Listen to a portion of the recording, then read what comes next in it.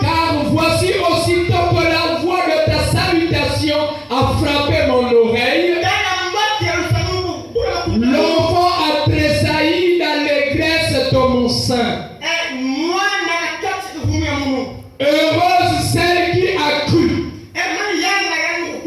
parce que ces choses qui lui ont été dites de la part du Seigneur auront leur accomplissement.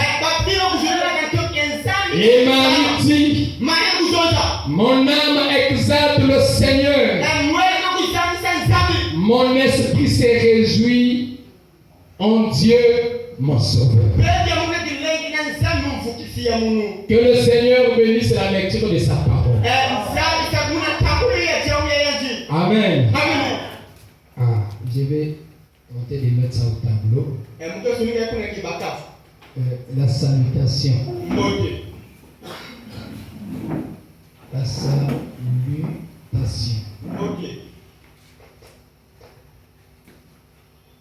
De Marie. Il y a Marie.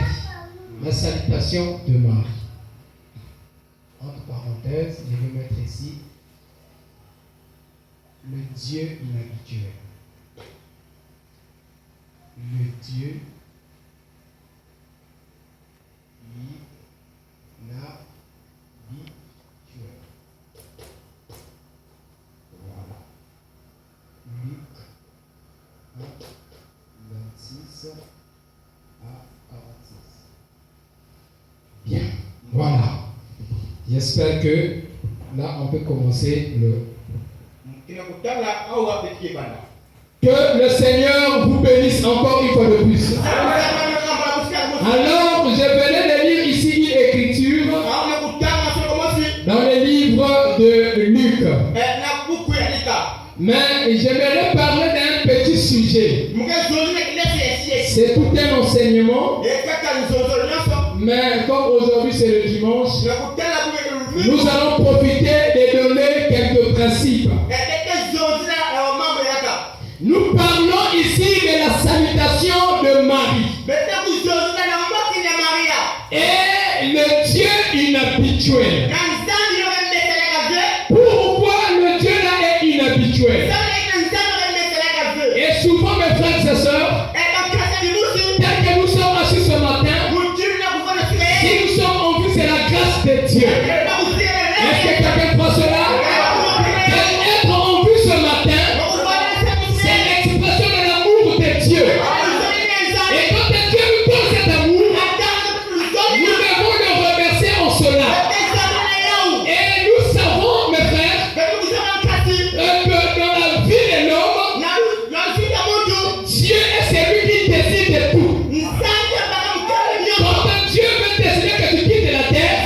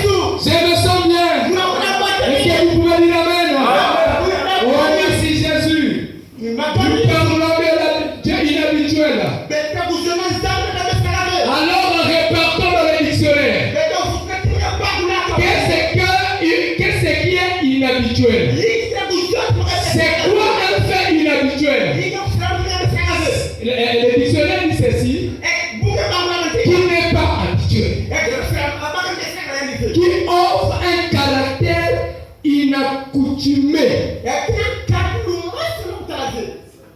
Donc, ce qui est inhabituel, c'est quelque chose qu'on ne peut pas s'habituer. Et notre Dieu, c'est un Dieu inhabituel. C'est un Dieu inhabitué. Je commence avec cette citation.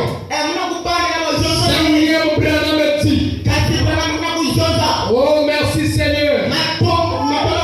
Je prends la prédication. La grande lumière brillante. Il a prêché ça un dimanche. Le 22 12 1957. Le paragraphe 6. Et puis, c'est inhabituel de parler de ces choses. En effet, après tout, Dieu est inhabituel. Dieu fait des choses de façon inhabituelle. Et parfois, à un moment inhabituel. Parce qu'il est très inhabituel. Et ceux qui le servent sont des gens étranges. Ceux qui servent Dieu, c'est des gens étranges.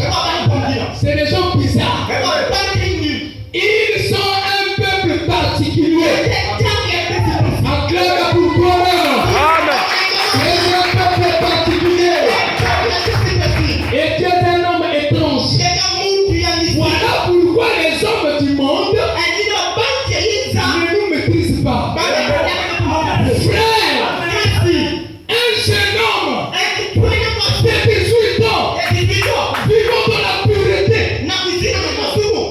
Frère, qu'est-ce que ton est? Amen. Un jeune homme 18 ans. Il y a un téléphone Android. Il y a un copie. Amen. Il y a un jeune. Il y a un close. Il y a un monde. Il y a un peuple de Dieu. Et ce peuple de Dieu est inhabitué, c'est étrange. L'histoire, avant que nous devenions dans l'histoire de Marie, et partons dans l'Ancien Testament, voyons ce qui s'est passé avec le Dieu inhabituel. Regardons d'abord avec le père Noé, un vieillard qui aimait boire. Est-ce que vous croyez ça? Noé aimait la boisson. Voilà pourquoi après l'âge, il s'est dénivelé. Il est devenu mou. Et Noé s'est réveillé un matin. La Bible dit qu'il a été averti divinement. Et Dieu lui a dit, construis une arche. Je vais détruire la terre. Par la pluie. Frère, Noé ne s'est pas réfléchi. La Bible dit depuis Adam jusqu'à Noé, il n'avait jamais eu la pluie. C'était quelque chose d'étrange. C'était quelque chose d'inhabituel. Voilà que Noé, il a commencé à construire son arche. Il coupe ses bois, il commence à fabriquer. Je suis sûr que 5 camés, j'ai fait toute la vie. Vieux. Compagnie un salaire. Bien sûr, il était divinement averti. Il était averti. Il a cru à ça sans demander des explications. Comment la pluie va tomber? Là, son question sera comment? Je lui va sur le mont Arara. Il a construit l'arche. J'ai suivi un documentaire.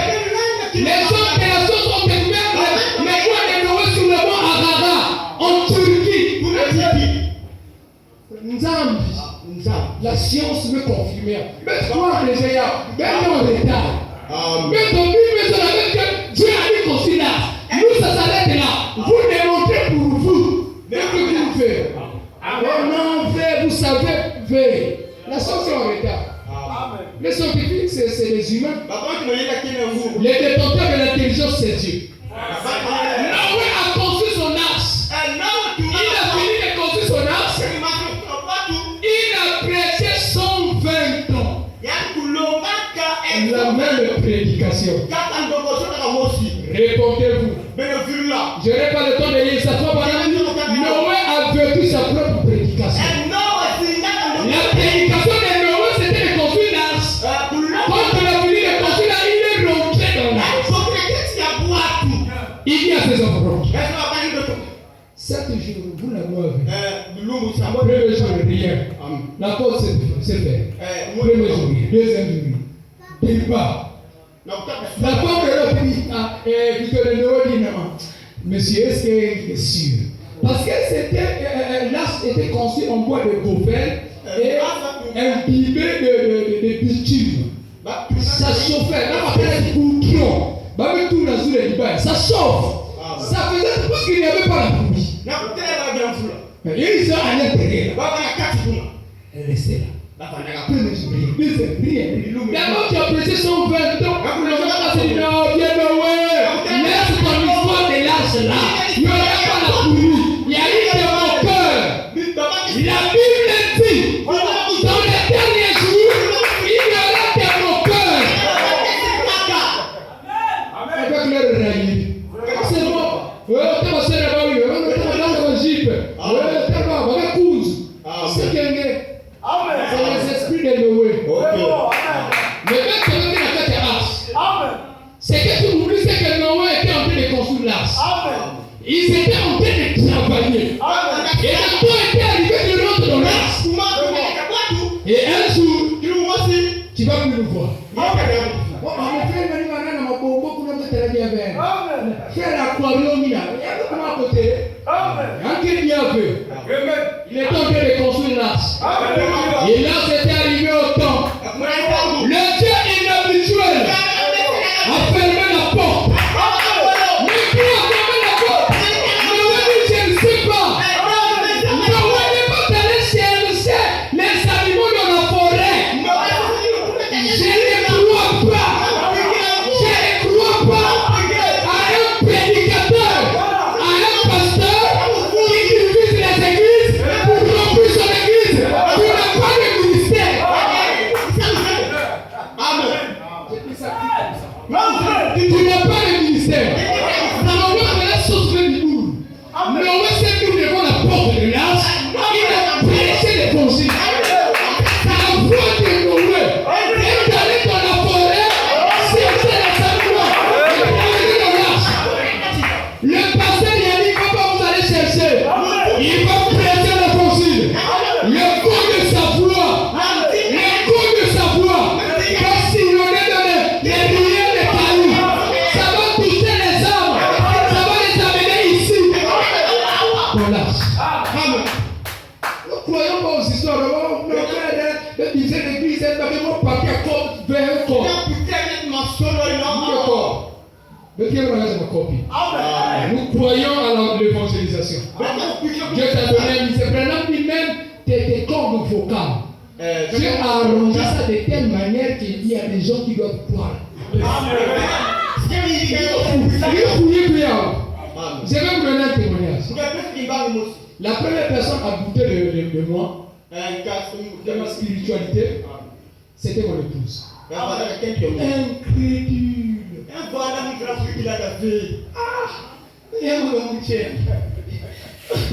Tu lui dis les jeunes. Je dis, ok, c'est fini. Tout ce qui est de Dieu, j'ai résolu. Oh, frère, c'est important. C'est le Dieu inhabituel. Quand Dieu voulait m'amener quelque part, il a fallu utiliser cette incrédulité-là. Je suis resté dans une position où prier. J'ai prié. Et donc, comment ça s'est manifesté? À l'église. Le message sort. Dieu m'établit conducteur de la maison de Dieu. C'est qui voit des visions, des prophéties. J'ai dit, Seigneur, moi je ne prophétise pas. Il dit, tu as le message. Nous avons la parole. Donc la parole nourrit le pays. Voilà, tellement que les choses commencent à s'accumuler, c'est qui témoignage. Papa, j'ai dit, apparemment, ce que tu dis là, c'est la vérité. Amen. Ok. On a fait une réunion de prière à la maison.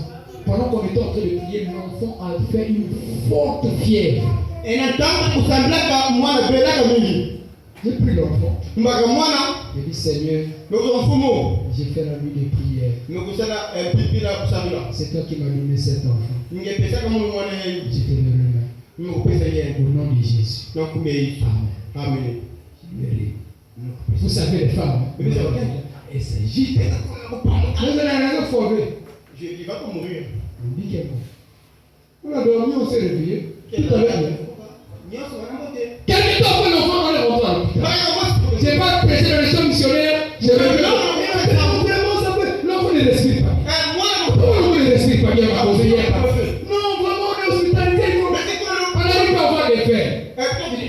C'est encore quoi cette affaire? Elle dit, avec le mentor, elle demande pour prêcher. Tellement qu'elle faisait pression, elle dit, non, j'ai fini d'abord la prédication. J'ai vu le rôle de l'église. J'arrive. On fait tout ce qu'il fallait. On nous donne le billet de sortie. L'enfant doit le faire 40. L'enfant d'une année. Mais pas besoin d'avoir même bassin à l'hôpital. Vous avez ça traitement. Vous avez ça traitement. Qui me dit mais on a un peu de matériel. Mais c'est là, ça fait beaucoup de quoi. C'est une fois. Tu dis, mais c'est une fois. Mais tu vois, c'est bien. On va à la maison. J'arrive à la maison, je dis, Seigneur, Awa, il faut utiliser le joker. J'utilise le joker. Je mets le ministère en jeu. Il arrive de fois. La situation perdue. Mettre ta vie chrétienne en jeu. Seigneur, aussi longtemps, aussi vrai que je suis chrétien. Identité. Ça m'a mené à se révolter comme Shanka. Frère Shanka s'est révolté. Vraiment, c'était la sainte colère. Elle dit bien. Seigneur, qu'est-ce qu'il faut faire? Qu'est-ce qu'il faut faire? La voix me dit, mets-le dans le seau. Le Dieu inhabituel. Je prêche mon témoignage. Il y a eu une salle là où déjà. C'est pas le oui là. C'est ce Dieu inhabituel que j'ai expérimenté. Je crois que ça va aider quelqu'un. Je marche. La voix me dit, mets-le dans le seau. Plonge l'enfant. Frère, regarde la citation. C'est pas écrit. C'est pas écrit. Il est tellement inhabituel. C'est que si tu l'attends sur une ligne droite, il y a un problème pour moi. Quand il forme le courant, j'ai pris l'enfant. J'ai introduit, j'ai dit au nom de Jésus. Et la fièvre a disparu. La fièvre a passé sans donner un médicament. La fièvre a disparu. Dieu est inhabituel. Moïse, frère, quand nous parlons de ces hommes-là, c'était des gens faits de chair et de sang. C'était des humains. Ce n'était pas des extraterrestres. La première Moïse était un meurtrier. Moïse a pris l'Égypte seulement parce qu'il avait prêché la parole. Non. Il avait commis un meurtrier. Si c'était dans ces temps-ci,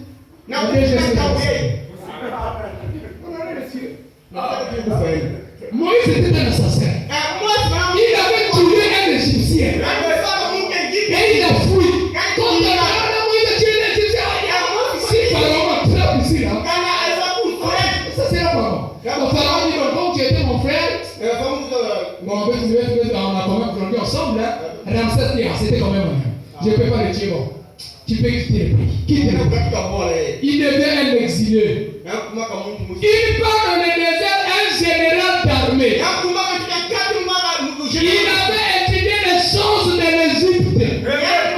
Parce que c'était lui qui devait succéder Pharaon. Tu ne peux pas devenir président de la République sans passer par des fonctions ministérielles. Il faut qu'on te prépare. Et Moïse était préparé pour être Pharaon. Il connaissait la sorcellerie de l'Égypte. Il connaissait la magie de l'Égypte. Il avait la maîtrise de l'armée. Bien formé. Fugitif dans le désert. Il arrive comme ça. C'est quoi ça? Non, c'est un buisson à l'autre. C'est quoi ça? Cette histoire-là, c'est quoi? Le courage de l'armée. Si Dieu savait. Il savait que Moïse va militaire. Si c'était un guerrier là, mais il n'allait pas commencer à faire. Il piquait le un homme en feu, mais qu'il ne se consume pas. Mais il fallait avoir le courage de s'approcher. C'est quoi cette affaire? De toute façon, si parce que c'était moi là, c'est bon là. C'était un monsieur bien entraîné. Quand il dit comme ça, la voix dit hé, Moïse! Enlève tes souliers. Dans l'endroit là où tu te tiens, c'est un endroit sacré.